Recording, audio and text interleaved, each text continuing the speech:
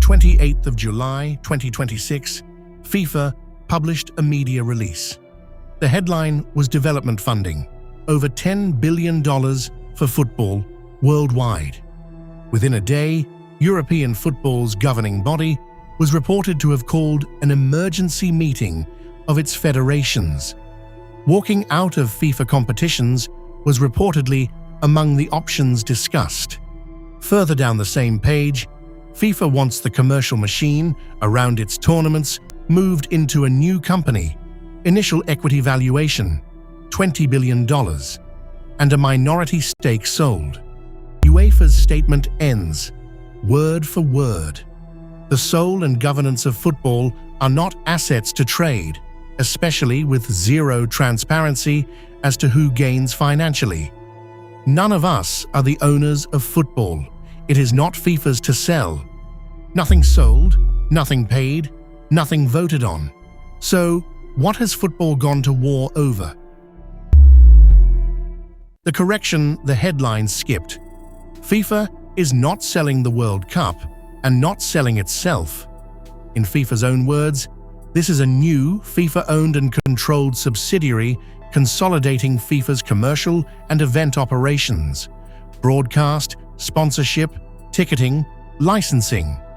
FIFA calls it FFE. FIFA is specific about control. One line, FIFA will invite third parties to make minority, non-controlling investments in FFE. Another, FIFA would retain sole control of FFE via majority board representation. The raise is up to $4.2 billion. You will have seen a percentage attached. Time, up to 20. Forbes, a reported 20, crediting the Times and the FT. Al Jazeera, up to 20. Sportico, 21. 4 newsrooms, 2 different figures. FIFA's release contains no percentage at all. That number is reporting, not FIFA's. The investor group is expected to be led by Thrive Eternal, a permanent capital vehicle established by Joshua Kushner through his firm Thrive Capital, money with no clock on it. Asked by Time, Thrive Capital declined to comment. JP Morgan is advising the process. Greg Maffei is reported as a commercial advisor. Apollo Sports Capital has been reported as in talks to join. Machinery that turns a sport into an asset class. The timing is not mysterious. From 2019 to 2022, FIFA's revenue hit a record, $7,568 million. 10 days earlier, in a New York room filled with the people who will vote, Gianni Infantino said this: "We want to generate more revenues, and we have to generate more revenues." In the same meeting, he said he thinks FIFA can top the $15 billion mark. A projection, in his own voice, across a full 4-year cycle, roughly double. FIFA also says it secured broadcast agreements in more than 220 territories. Agreements secured, not viewers. Who approves it? Under its own statutes, FIFA is an association under Article 60 of the Swiss Civil Code. Its electorate, its member associations, 211 of them, per FIFA's release. This needs a majority, plus the 37-member council. The release is a document addressed to voters. Every member association would have access to an optional $20 million in exceptional and immediate funding, the Fast Forward program. And the recurring money rises, $20 million per association for 2027 to 2030, against $8 million currently budgeted, $22 million for the cycle after, $24 million after that. Read FIFA's own headline again. FIFA intends to expand football development funding to over $10 billion, subject to approval by FIFA member associations. The people who receive the money are the people who cast the votes, and Europe does not hold a majority of them.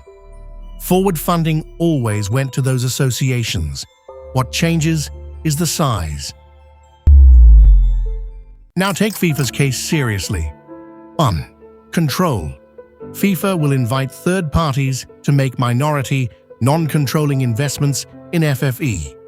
Separately, FIFA would retain sole control of FFE via majority board representation.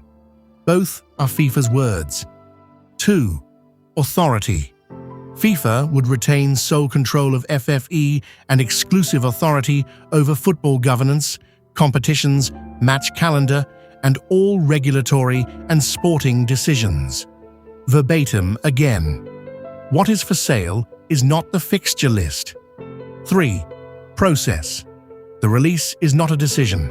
Its own headline makes it subject to approval by FIFA member associations. And that was a choice. FIFA's Statutes, Article 59.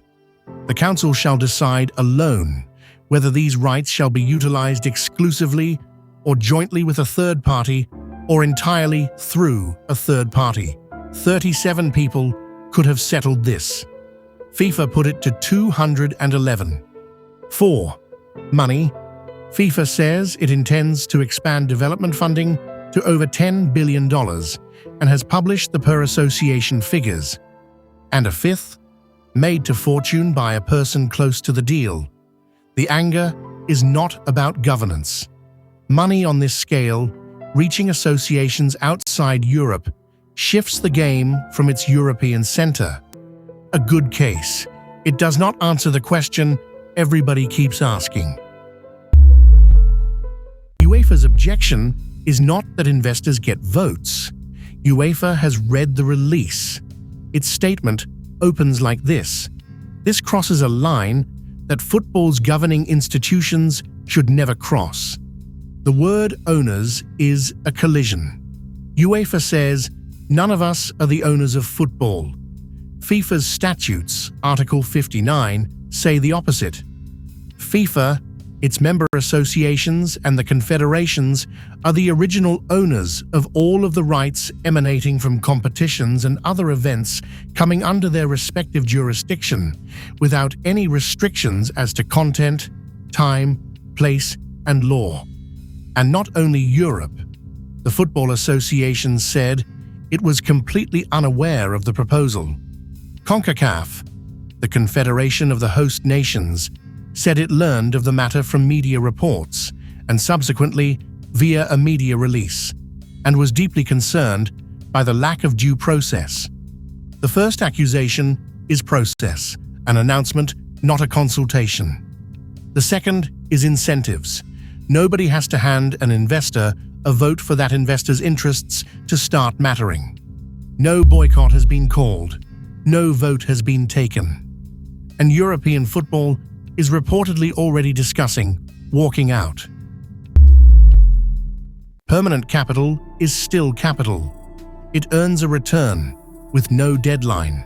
Either what it owns becomes worth more, or what it owns pays cash. Both need growth. And every asset here, from broadcast to ticketing, is a number that can go up and a decision about football. None of this needs a villain.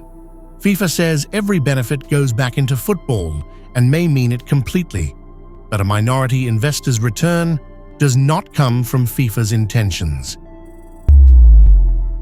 So what could change? Nothing is approved, nothing signed, and not one ticket price has moved because of this. What follows is risk, not outcome. The calendar already got more crowded. Both the World Cup and the Club World Cup were expanded with no outside investor near them. The question is whether a permanent shareholder makes the next expansion faster. The test, when the agreements are published, is not whether FIFA promises to keep control, it has, in writing, but whether there is a hard wall between an investor's return and a sporting decision. 2018. The New York Times breaks a story about a secret consortium of investors. $25 billion over 12 years. Not a valuation or a stake sale, but a guarantee for the rights to new global competitions. SoftBank was named among the backers. Infantino pushed it hard. It never got approval, and by 2019, it had been discarded. Measure 8 years. Then, a secret offer, a revenue guarantee, no published document, dead without a vote. Now, a press release, a minority stake with no control, a funding package addressed to every association that votes. Either a better deal or the same deal learned. So, is FIFA selling the World Cup for $20 billion? No. The precise version? FIFA has proposed a new subsidiary holding the commercial rights and delivery of its tournaments at an initial equity valuation of $20 billion and intends to sell minority, non-controlling interests, raising up to $4.2 billion. It needs a vote that has not happened. Two things can be true: more money into football development than anything FIFA has done, and permanent shareholders whose return depends on the World Cup getting commercially larger. FIFA is an association under Swiss civil law.